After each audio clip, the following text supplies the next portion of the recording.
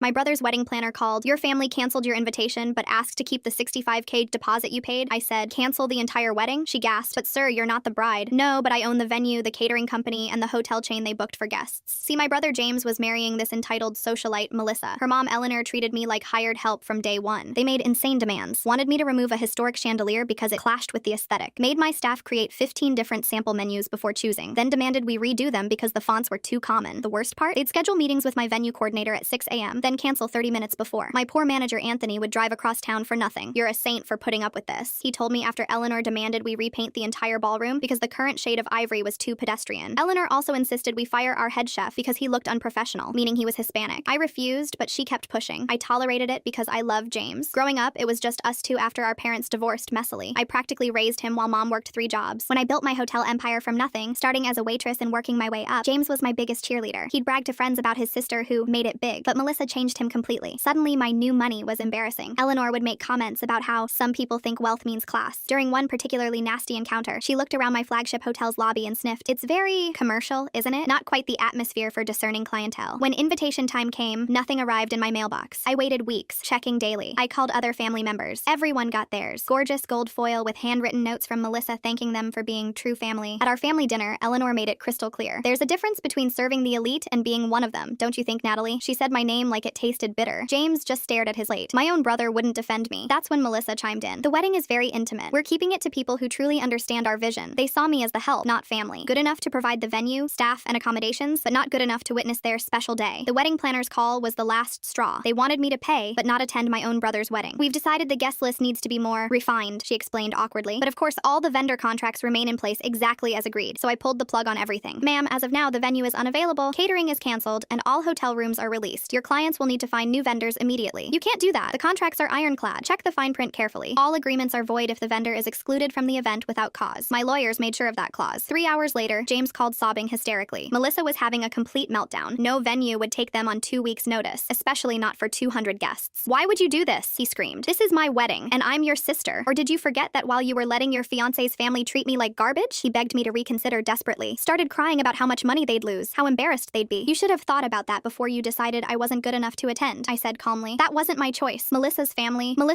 didn't raise you. I did, and you chose them over me. I hung up immediately. Eleanor called an hour later, screaming about lawsuits. I reminded her that her daughter signed a contract with very specific terms about vendor treatment and family inclusion. You're destroying an innocent girl's dream, she shrieked. Your innocent girl called me the help to my face, I replied. Dreams have consequences. The wedding never happened. James moved to another state with Melissa afterward, but my staff threw me a party that weekend. Anthony brought champagne. To bosses who have backbones, he toasted. Best celebration of my life.